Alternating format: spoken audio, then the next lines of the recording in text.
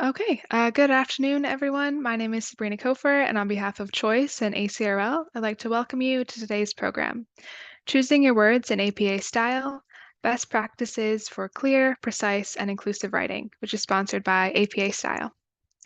This session is one in a series of sponsored webinars from Choice and ACRL that addresses new ideas and developments of interest to the academic library community. Now I'll just put some links in the chat to where you can find upcoming webinars or watch previous ones. So before we get started, I'd like to point out just a few features of the webinar software.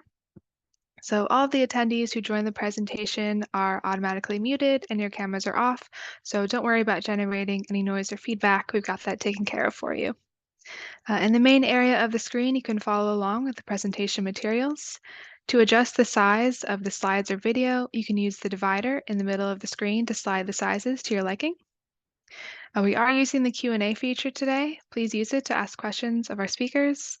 We do expect many questions, and we likely will not have time to get to them all, so we apologize in advance for that. But we'll answer as many questions as we have time for at the end of the presentation. So please do type your questions into the Q&A module as they occur to you. You can also use the upvote feature to highlight questions that you like or would like to be addressed. And please note that while the chat is open for the session, we do ask that everyone submits their questions through the Q&A box. Also, there is closed captioning available for today's session. To toggle the automated captions on or off, please use the CC button on the bottom right corner of your screen. Last, please note that we are recording today's program, and everyone who registered should receive a follow-up email with a link to the archive version and where to access today's slides. And with that, we are ready to get started. So I will hand it over to Samantha. Great. Thank you so much, Sabrina, for the introduction. Hello, everyone.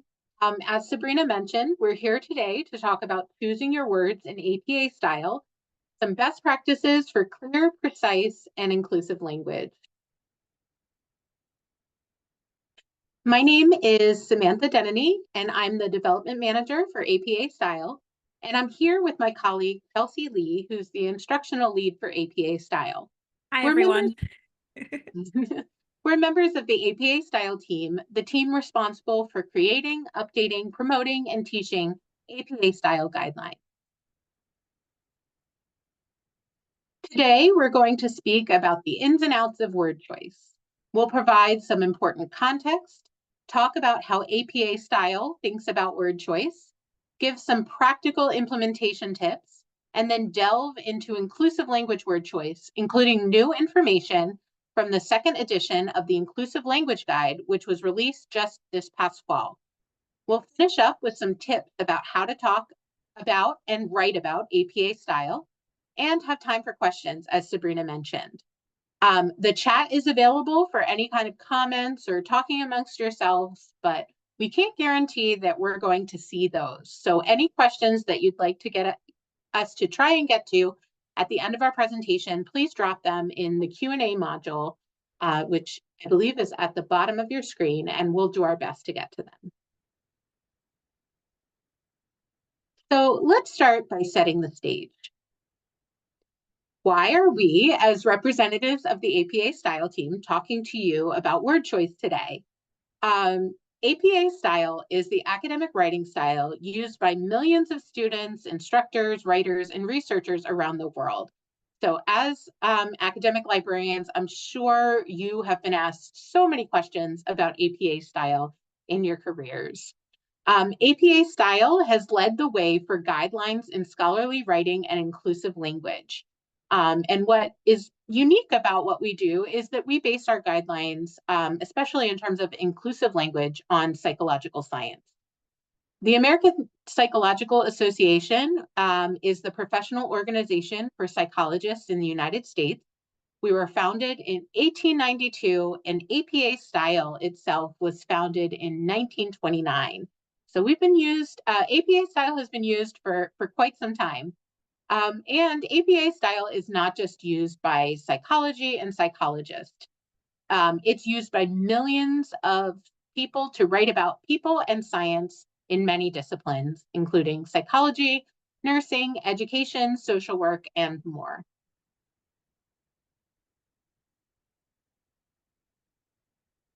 If you've been to an APA-style webinar or presentation over the last few years, you may have heard us refer to clarity, precision, and inclusion as our 3 guiding principles for APA style. All of our guidelines and recommendations are aimed at helping writers of all levels communicate effectively. In our discussion on word choice, we want to reinforce the importance of choosing words that are clear to a wide audience, precise enough to add value to the body of scientific literature on your topic, and inclusive, both of a broad audience of readers and of the diverse people that you might be writing about.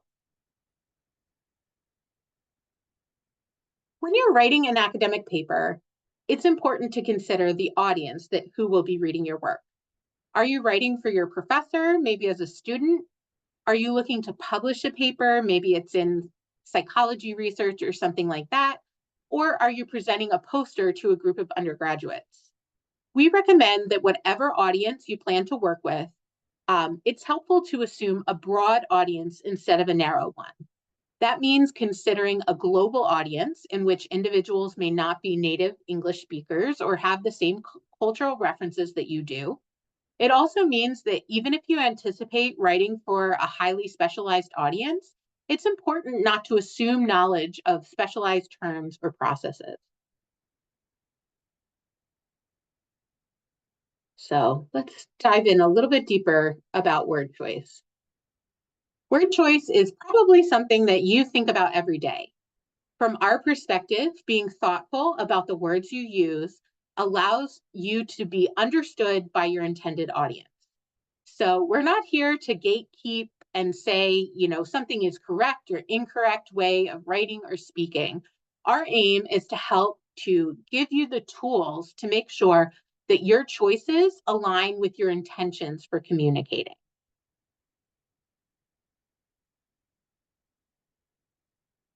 Let's look at how the main principles of APA style interact with each other with regard to choosing your words. We made up this graph of the principles of clarity and precision with endpoints of less clear versus more clear and less precise versus more precise. In an academic writing context, we're looking for the student or the writer to get to a point where their writing is both clear and precise. However, as I'm sure you're aware, and you probably deal with it every day, student writers often end up in one or the other of these quadrants on the matrix. For example, if you see student writing that is clear but not precise, that might be vague writing, where people will understand a basic idea, but that writer needs to add more context before the reader can truly understand what they mean. If the writer is very precise, but maybe not so clear, their writing might be full of jargon and specialized terminology. Or they might be using words that have multiple meanings and it's not clear what they mean. If their writing is not clear or precise, it's probably not saying much of anything. It's fluff, it's lacking in substance, or it's full of generalizations and goes in circles. So to give a quick example of what these different ways of writing in terms of word choice might look like, if I was to tell you where the APA building is located, I would want to be clear and precise to help you get there if you wanted to visit. I could give you the address of the building, 750 First Street Northeast in Washington, D.C., if I wanted to be both clear and precise. So then you could plug it into your GPS, you could figure it out how to get there. If I was precise but unclear, I might give you the latitude and longitude coordinates. So it's going to show exactly where the building is located, but unless you're really study geography or you're a cartographer or something like that, you're not going to be able to really understand what I mean and where the building is located. If I'm clear but not precise, I might say, oh, the building is in Washington. And You might know I mean Washington, D.C. You might think I mean Washington State, but it would be generally vague and confusing. And last, if I'm not clear or precise, I might say, oh, the building is downtown. So it might make sense in a certain context, but out of context, it's not helpful at all. So we're going to ask a question. Where do you see your students? Where do their papers fall? So for some of you, you might find that they're not clear enough at all. So you're seeing papers that are filled with fluff that means nothing. Maybe you have students who are doing a thesis or a dissertation, and they fill their paper with jargon that nobody can make heads or tails of, and they are precise but not clear. Maybe you see a lot of vague writing where students are writing in a clear fashion, but they're not precise enough to actually say what they mean for an academic paper. Or, maybe you just work with students who choose the perfect words and who are clear and precise. If you are not sure, you can go ahead and put that in as well. Or if you have an additional comment or something else that you can see, or something else that you see, you can go ahead and write that in the chat.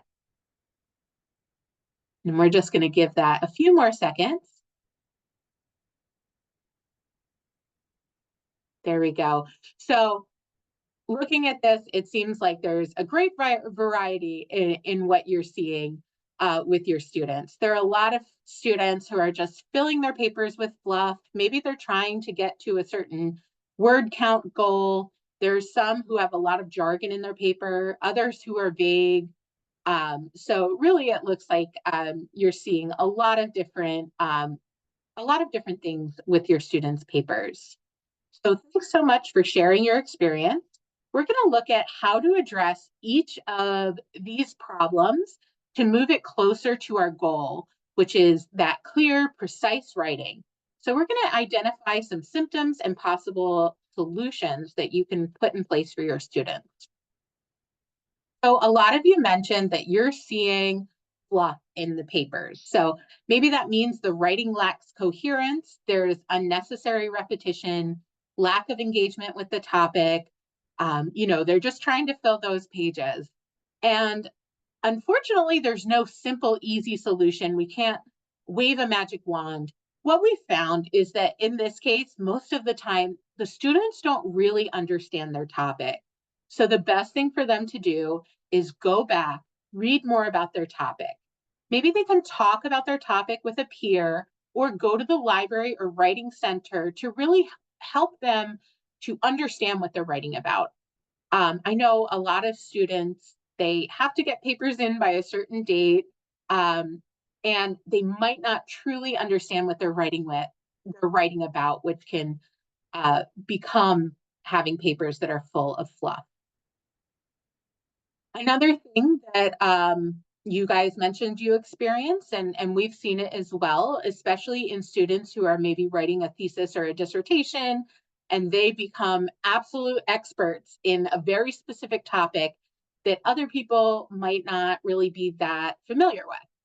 So some symptoms of this is when they're using too many specialized words, they're putting abbreviations all over the place and not explaining what they mean, or they're overestimating the knowledge of their audience. So some solutions here include defining their terms the first time when they're used, or if it's been a while since they've defined them, make sure that their audience can understand. Defining and or spelling out abbreviations, and providing more foundational context. So it's important for the writer not to overestimate what their reader knows. And we like to remember that when you're writing not for the writer, you're writing for the reader. So if it's been, 10 pages since you spelled out an abbreviation, the reader might not remember what that means. So make sure you go in and add the context that's needed. Another thing that we see is can be times when there are words with multiple meanings that can add a little bit of confusion for readers. So some of these that we see a lot are words like significant. Are you talking about something that's statistically significant, or are you just saying it's important? If you're talking about something that's outstanding, is it remaining, or does it mean that it's just great? The word key, for example, has many, many meanings.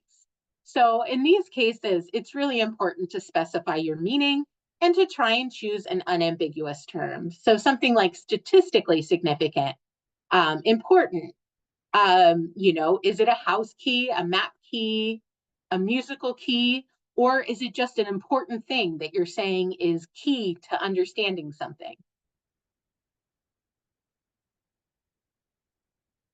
When you find that writing is vague and it lacks context, you might find that students believe that something that they're writing is a given or it's obvious, and they're not really establishing the foundation.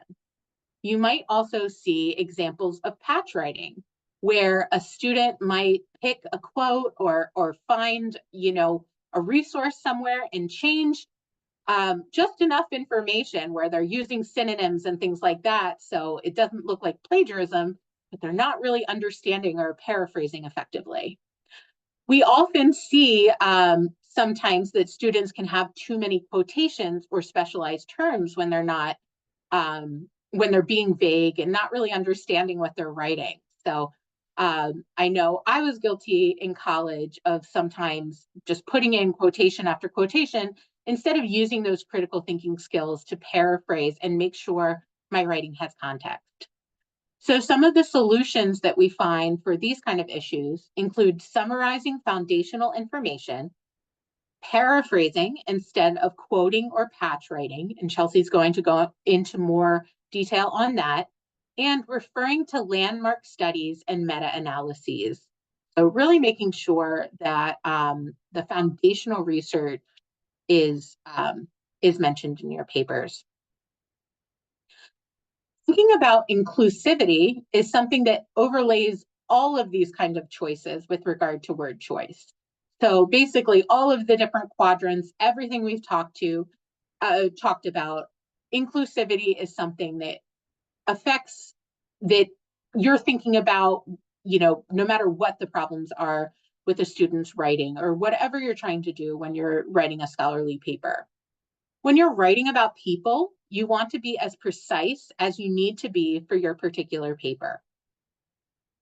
If specifics about a person like age, race, gender, body size, etc., are relevant, it's important to include them. If it's not relevant, it can be best to not include them or allude to them, as it might imply a stronger association than you intend. For example, if you're speaking about a generic person and their gender is not important, they would be a more appropriate pronoun than using he or she. If you're conducting and reporting your own research, it's important to be thorough. Our journal article reporting standards, which are available in the publication manual and also online, are a great resource to make sure that you are including all of the information you need when you are writing, conducting, and reporting your own research. Also, you may be aware that APA recently released the journal article reporting standards for race, ethnicity, and culture, which are a fantastic resource for anyone who's conducting research about people. These standards state what information that you want to include when you're reporting original research. So I believe that information is in the resource list that will be that's on the registration page, and it really is a great thing to check out, especially if you do research or you're reading and writing about people. If it is important for you to be precise about a person's attributes or identity, a best practice is to use the terms that they use to describe themselves.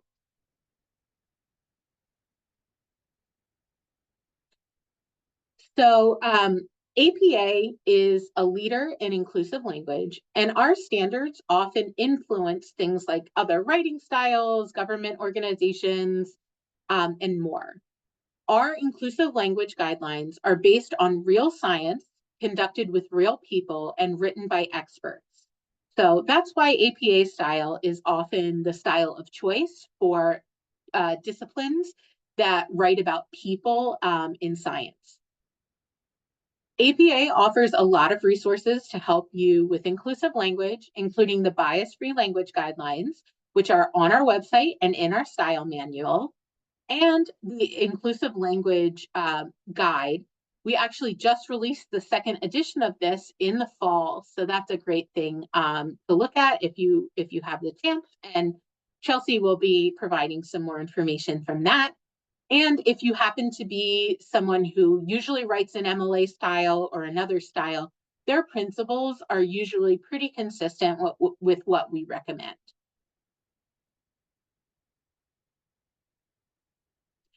So if you're curious about how the guidelines are structured and what they're for, this is how we think about it. So the psychological science, the work with real people that are being conducted by experts, that creates the foundation for any sort of principles or guidelines that we create that APA creates with regard to how to speak about various people. And then on that foundation, there are general principles for using inclusive language. And on top of that, there are specific recommendations regarding language use for various topics. Although the specific recommendations change over time in response to societal change, and although people may disagree on specifics, the overarching goal is to be as inclusive as possible with your language choices, because inclusive language affirms and values the human dignity of others. So if you're hoping to introduce inclusive language with students, if you'd like a simple starting point for yourself, you can check out our free instructional aid, which is a brief guide to bias-free and inclusive language, which is in that resource list that you'll find on that registration page. And I believe Sabrina might be able to pop that into the chat as well. So we've given you the theoretical foundation of how we think about word choice. So now Chelsea's going to explore how we can actually go about implementing this with students. Thank you so much, Samantha. So let's talk about the implementation. So, our first place to start, I think, is with developing student awareness. Often, I think there's like confusion where they're not quite sure where they are in the writing process or that there is a writing process. And so, writing process, you could divide it up in a lot of ways, but the sort of maybe simplest is a three-part structure of writing, like get your first draft, get ideas down on the page, going in and editing, and then at the end, proofreading. And the word choice topic that we're talking about today is going to fit into the editing stage. So if a student is coming and they haven't written anything yet, it's probably premature for them to think about word choice. But if they have the first draft of their paper, that's a time to start them thinking about word choice. That can be a great thing to send them to like the writing center to work with someone who can point out places where their word choice isn't optimal. And so I think it's important to develop checking for word choice as an explicit step of the writing process rather than I wrote the sentence and that's good enough and I'm never going to change it again, because the best writing has been edited, usually by the person writing it, and refined over time and coming back to it. So promoting that value, I think, is really important. Another thing that's really important is level of quotation. And in fact, quoting less and paraphrasing more. I saw in the comments a instructor who said that they prohibit their students from quoting at all. The level of quotation is a personal choice in terms of what you want to allow if you're an instructor. However, the thing is, too many details, too many quotations can make writing difficult to understand. You can start to feel like the writing is like a ransom note, like you cut out other people's writing and assembled it together, and it's none of it's really your voice. It's snippets of other people's voice. So instead, you want to encourage students to paraphrase, summarize, and eliminate unnecessary detail. So to consider how much detail that do they need. So we're not saying that it's a ban on quotations. It's not that. It's more save quotations for when they're important. For example, when it's important to replicate how something was said in addition to what was said. So for example, if you're giving a definition, that would be a fine time to include a quotation, depending on what is the word that you're defining it. And so on the screen, I have an example of too much quotation in detail versus a good summary. And as you can see in the too much quotation in detail example, every sentence is basically a quotation straight from the research article about reducing smartphone social media usage. And the summary is quite a bit shorter. And outside of the context of looking at the actual article, I think that it captures the essence of what the researchers were doing more so than this strung together list of quotations. So how to get there, right? Easy enough to say it, harder to do. So how are we going to transform patch writing to paraphrasing? So we'll start with the quotation. And in this example, our quotation is, the present study experimentally examined the effects of reducing smartphone social media usage on appearances and weight esteem in youth with emotional distress. Like that's one sentence from the abstract of this article. Common thing that happens is patch writing, where the students go in and they retain the basic sentence structure and then just substitute synonyms for everything. So you might say, Tai et al., which is the authors, experimentally researched the impact of lessening smartphone social media usage on looks and body weight evaluations in young people with emotional problems. So you can see how that's basically the same.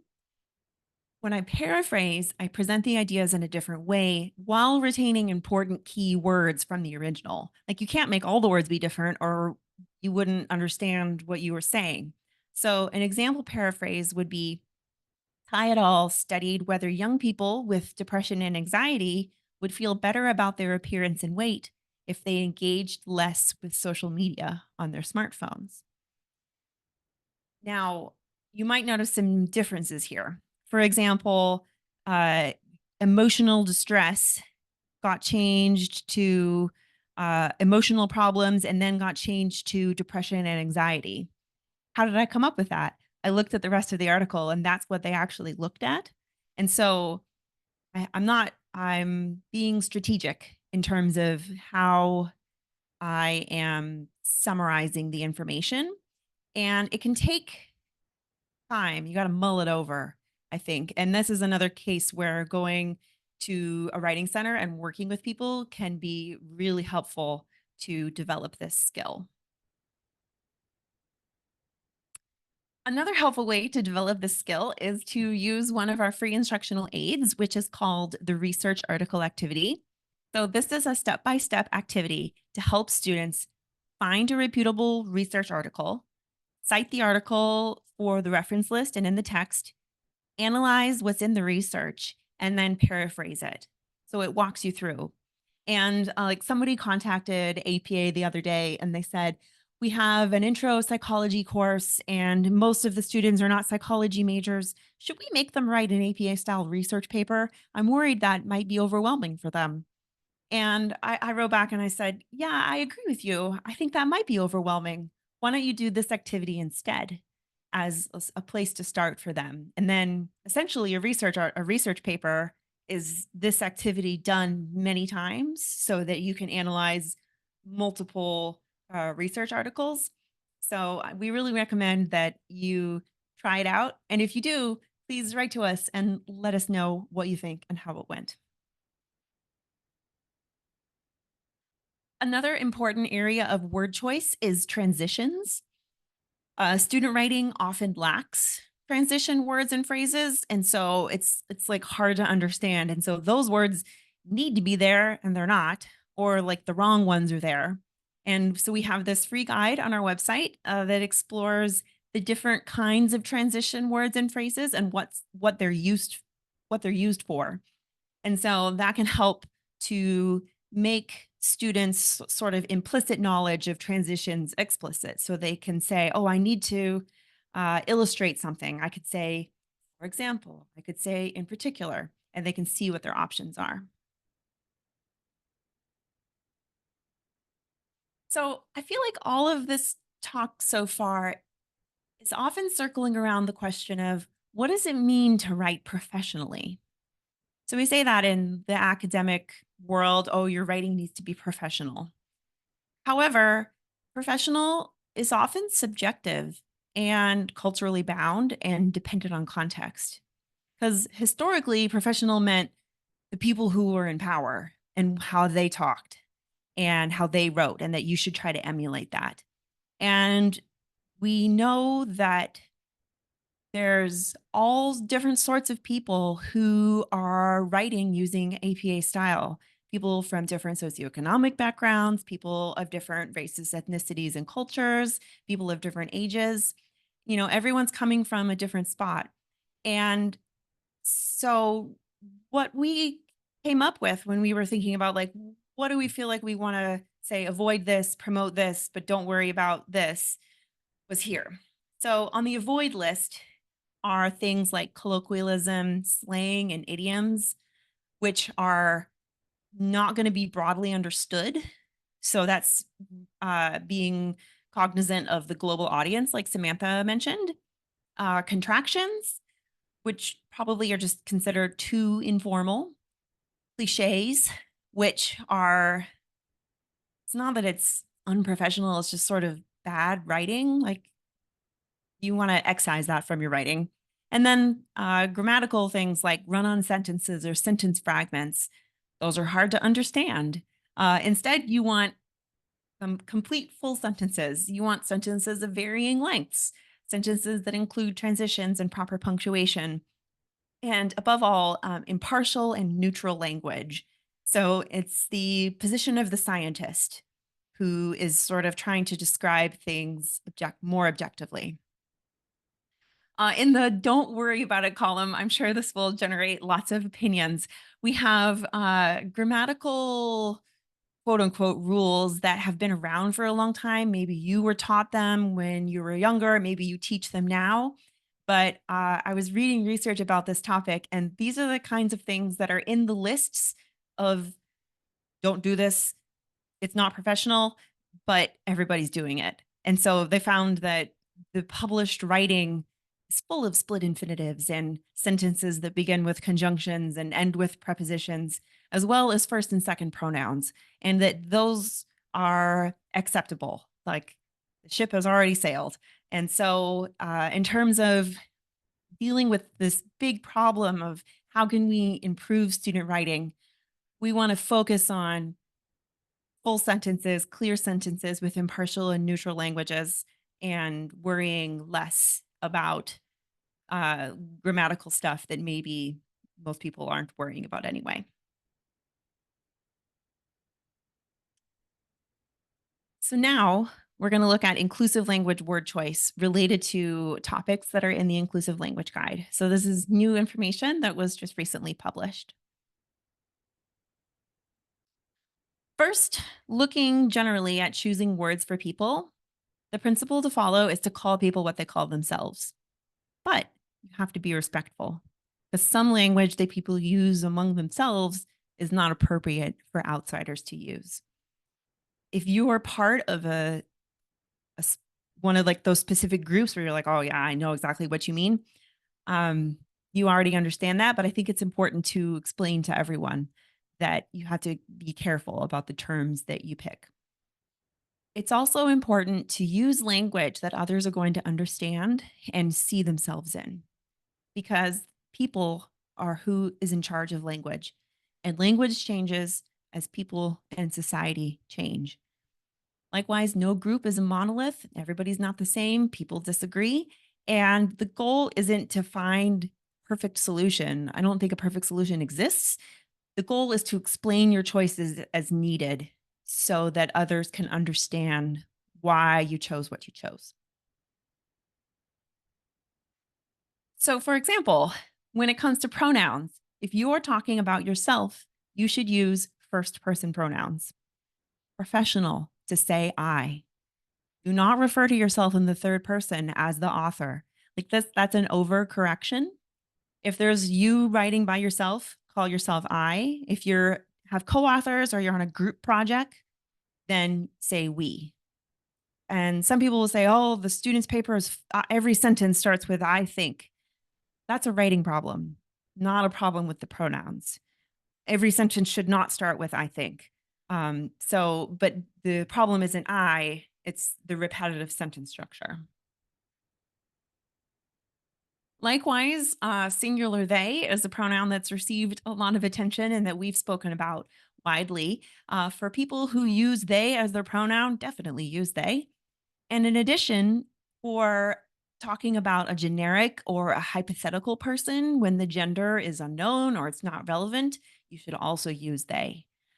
And that is something that most people do unconsciously, some consciously, but that has been sort of frowned upon in academic discourse for a long time. And we want to change that to make they an acceptable, good choice. But with that said, there are many ways to write a sentence. And we'll look at that more closely in a second. Before we get to many ways to write a sentence, let's look at some disability terms. So there's several approaches to disability language. And again, you want to explain your choice if needed. The principle that psychological researchers have found is that when people experience a disability as integral to who they are, they're more likely to use identity first or nouning language as opposed to person first language. However, you got to be careful, especially with nouning language, to ensure that the usage is not offensive. So here, three approaches to disability language are person first language, identity first language, and nouning language. Examples for person first have the word people or person first. And you might say people with cancer, people with low vision, people with alcohol use disorder, or even people with autism.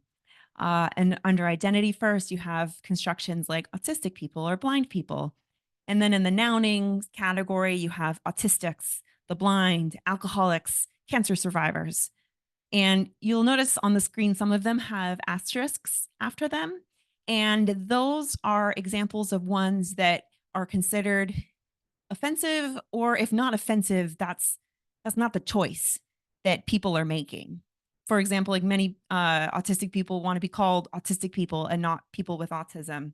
And likewise, many people who have had cancers, people who have had cancer don't want to be called cancer survivors. There's a lot of research about that term in particular. And so look into the term you're choosing, look at self-advocacy groups to see what the language choice is a great solution. So here's an example of explaining language. I was reading this book called Is This Autism? And the book included this long excerpt that I put on the screen where they explained how they picked their terminology. And they were debating between person with autism versus autistic person versus autistic as a noun. And I loved that they explained it. And they said, we generally see that most autistic people prefer to use identity first language. And they weren't sure about autistic as a noun. And so they did a survey of the people they were working with. And the majority of them said they either didn't care or they were good with autistic as a noun. And so I loved this example where the writer is like, we don't have all the answers, but this is how we came to the choice that we did. Another great example of word choice is to be wary of misleading euphemisms.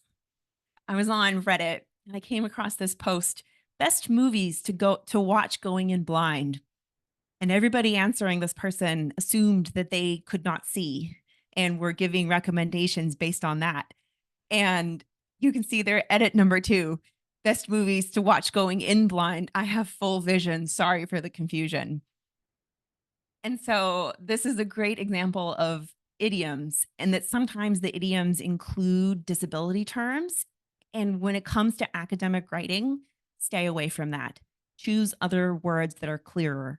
Instead of go in blind, maybe go in without preconceived ideas. Instead of saying something is tone deaf, say it's insensitive. Or instead of saying someone's really OCD about that, you could say that they are particular or they're fastidious.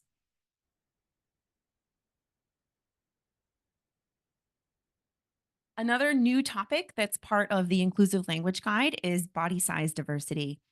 It's a really interesting section, and the gist of it is to use neutral, non-judgmental language based on facts, actions, or physiology. So you might say people at a higher weight, people at a lower weight, people whose weight is whatever, and you give the number.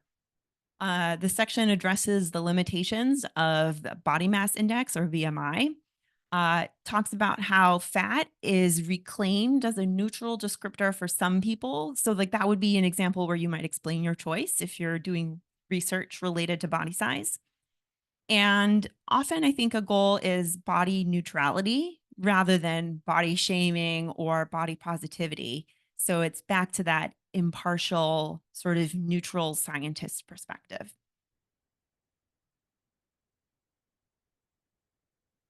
Another new topic in the Inclusive Language Guide relates to pregnancy. Context matters so much here. You have to use language that people will see themselves in. The language pregnant people has been touted as including all people who are pregnant, and it does. However, pregnant women also have specific experiences. They may be your audience.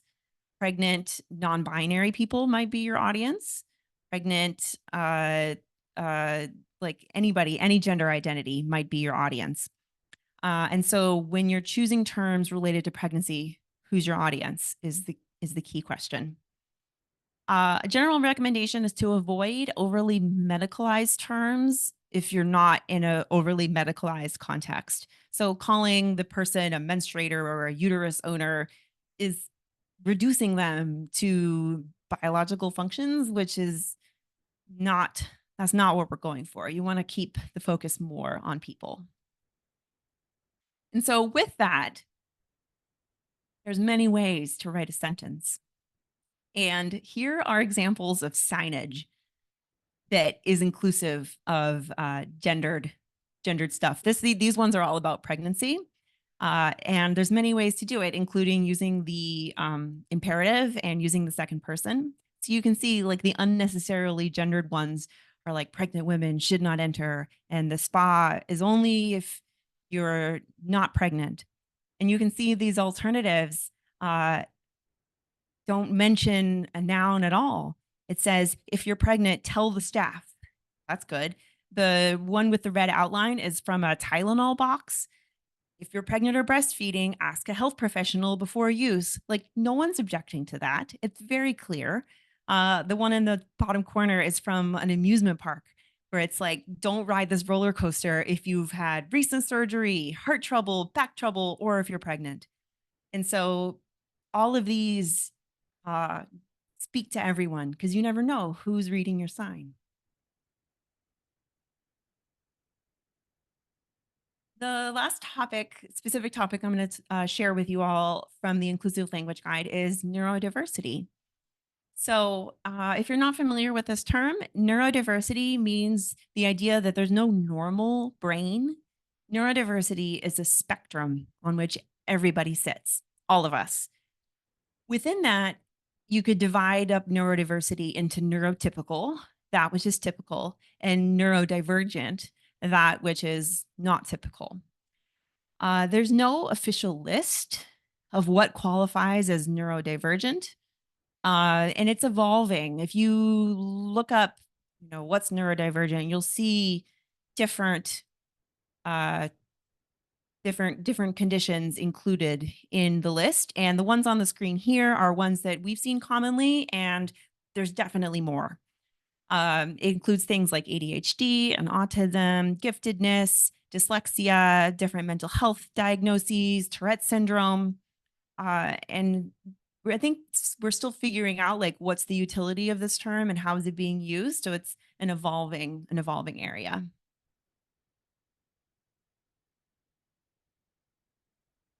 So we're gonna sum up with word choices that you might make about us, about APA style. And some things that would be great that we would love is when you're talking about APA style to call them guidelines rather than rules. And we think that that helps to get away from the idea that there's only one right answer. Often cases, there's lots of gray area, or you have to use your judgment to figure out what the best answer is. And that's why guidelines. Likewise, we like calling it APA style rather than APA format because APA style is so much more than formatting. Like we've given this whole presentation and we haven't talked about format at all. So broadening students' understanding of what APA style means to more than format is important. It's also references and citation and inclusive language, clarity, precision, and inclusion. And then two other common terms to maybe clarify are when we are talking about a category or a kind of work, we call that a reference type. So if it's like you're doing a paper and you're saying, what kind of works should I consult? And the answers would be like, oh, look in a journal article, look in a book, on a report, on a web page. We call those reference types. And then a source is the specific one, the specific work being cited or a part of a reference list entry. And we often see source being used to mean reference type. And so making that adjustment, I think, would bring more clarity and help students find answers because we'll all be using the same terms. Likewise, we have lots of helpful resources to share with you. There's a list on the webinar landing page. And in addition, we have a new page called APA Style for Beginners. And it curates a list of resources that are where we would start. You'll find a link to that in your resources. And then additionally on the website, there's tons of free instructional aids. We have the APA Style blog where it's like long form discussion of different topics with the chance to engage in the comments, as well as a free tutorial about the basics of APA style that covers the whole thing. It's very thorough. And if you want to contact us because you still don't see your question, we love hearing from you, and you can email us at styleexpert@apa.org. So now we are going to transition to the Q&A, which Samantha is going to be moderating for us. And while we do that, I will leave our contact information on the screen for you all. Great. Thank you so much, Chelsea. And if you have that question but haven't quite typed it in yet, go ahead and put that in now. We're going to get started with some of the great questions that have been asked so far. So to start off, Andrea asked, is it true that APA prohibits the use of exclamation points? Please comment on this symbol and its applications in APA. Go ahead. No, Chelsea. we don't prohibit that. I would say it's about level of formality. I feel like exclamation points are becoming more common, like especially when I'm writing business emails, like there's no tone in writing. You definitely would not want to overdo it. And I can't say that most articles are filled with exclamation points, but like I'm not here to ban punctuation marks. So I would say look at how you can address your sentence structure to show emphasis rather than maybe relying on exclamation points, but that like if it was merited, why not? Great. Thanks so much, Chelsea. And then Jason asks, what are your thoughts on the term people of color? And he says, I have never allowed authors as a journal editor or students as a professor to use the phrase because it lacks clarity and precision. I tell authors and students who write what they actually mean by that. For example, people with historically marginalized ethnic or racial identities, or Blacks and Hispanics, or whatever. So what are your thoughts on people of color as a term? People of color as a term is fine. Doing a list of what you mean is also a great idea, because you're right. What do you mean? I've also seen often where they say people of color, but really they mean Black people, and which is also fine. You should just say what you mean. And so think about, you're like, oh, my group included people of color, and that included, you know, Black Americans, Hispanic Americans, Asian Americans, and like list off the terms, the groups that you mean, and then the audience will know. So you want to provide the context, but like the term certainly isn't banned. Like it's absolutely fine to use. Great. A couple of people have asked in the chat about the APA style for beginners page and said, is there a PDF for APA style for beginners? And I did want to mention that actually on the page APA style for beginners, there are a couple of instructional aids that basically distill the basics of APA style to a page or two. So I believe that is the APA style tip sheet, right, Chelsea? Or is there anything Yeah, there else is. There's a tip on the sheet. chat? Take a look at what's on the page and write us at Style Expert to tell us what you think.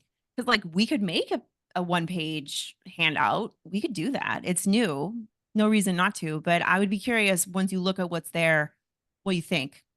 That Yeah. goes for like not just the person who asked the question, like anybody. If you have ideas and you're like, this is what we need, like write us. We can do it.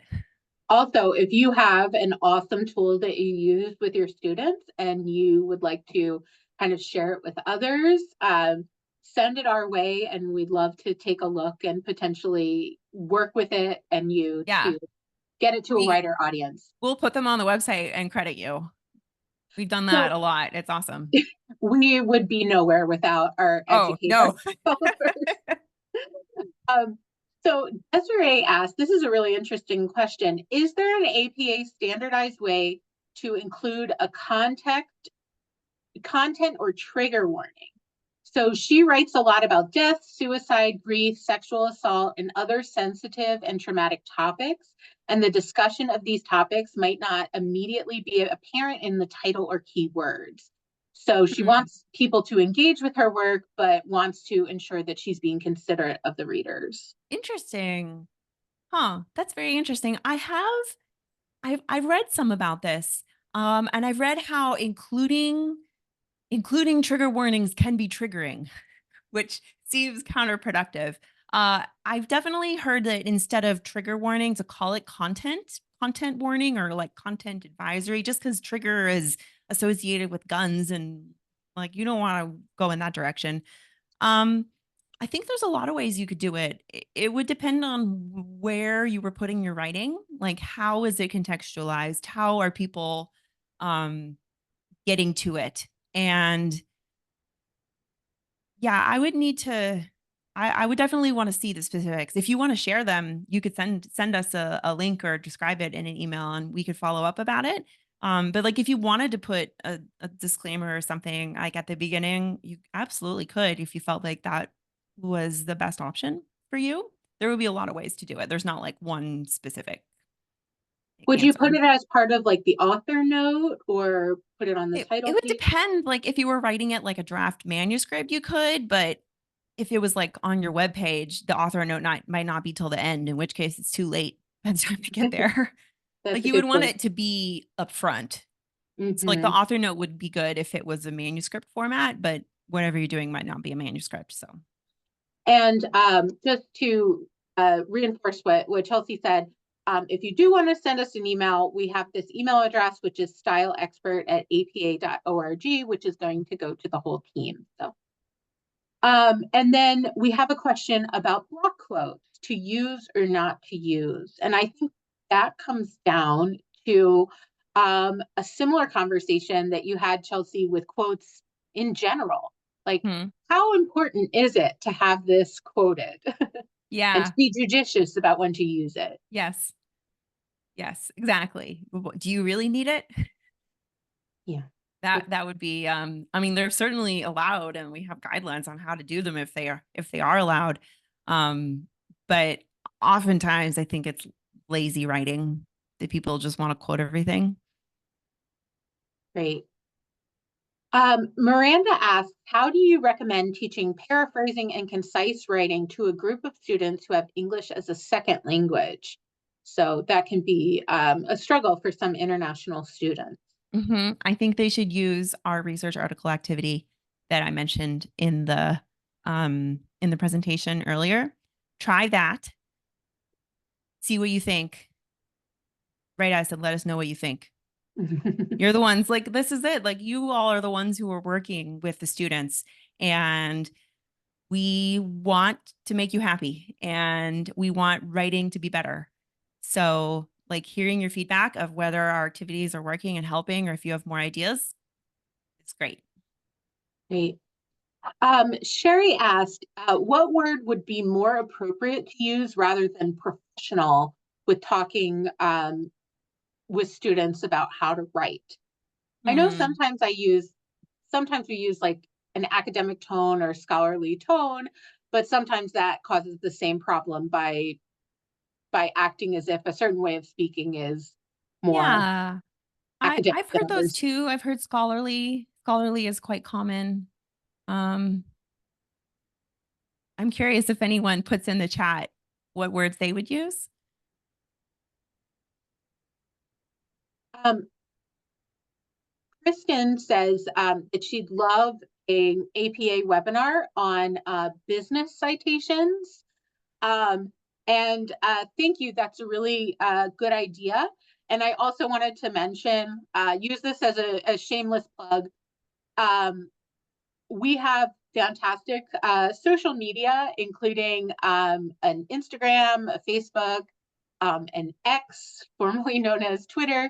And we also have a YouTube site, but we will be having in the future, we might explore more to do with business in LinkedIn and stuff like that. So keep an eye.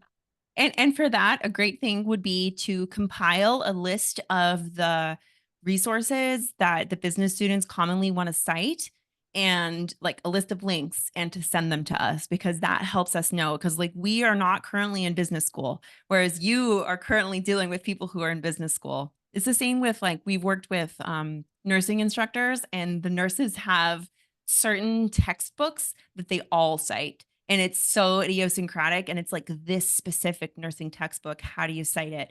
And luckily, we've developed a relationship with these people, and they're like, these are the ones we need to know. And we go and look into it and figure it out. And like, we can just say, hey, these are the customized ones. So we're happy to do that. Just share with us what you need. Great. Thank you. Um, it looks like we are running out of time. So again, if you want to write in with a question, you can write into the Style Expert email address. Some last thoughts. Sarah mentioned that she doesn't see any notes related to abuse and things like that. We have anything like that? I know we do have things like on terms like use of patient client, some specific words. Do we have anything related to abuse? I don't know. Abuse. There is some mentions of it in the inclusive language guide, which is in your list of resources. So I would look there. That would be the inclusive language guide is like a glossary. So it's got pages and pages of specific terminology in there. So that would be where I would look. Yes. And then Rebecca just mentioned, did APA research the term disability? And that is a good point, that the term disability itself, may have connotations as well. Chelsea, do you have any? Big yes. A big yes to that. I'm also seeing in the chat here that as for what's another way to say professional that others agree that scholarly and academic are two adjectives that they use to describe the kind of writing that they're promoting for their student audience. So it seems like that consensus is emerging around that. So we just hit the 4 o'clock mark. So, and I know a lot of people have to go. So again, make sure to use all of our resources with any sort of questions you have, right into our email, whatever you need, and I'll turn it back to Sabrina. Great. Thanks so much, Samantha. Yeah, I'll just say thank you so much to Chelsea and Samantha for taking the time to speak with us today. And thank you to our attendees for your questions and your comments. I'd like to remind our viewers that we did record today's program, so be on the lookout for a follow-up email from Choice and ACRL with a link to the recording, as well as where to access today's slides. And the webinar resources that we all mentioned are available on the registration page. Also, if you have a few minutes after the presentation to fill out a brief survey, we would really appreciate it. So thanks again to all of you out there for joining us. We hope you learned something new from the webinar and hope to see you again in the near future on another session.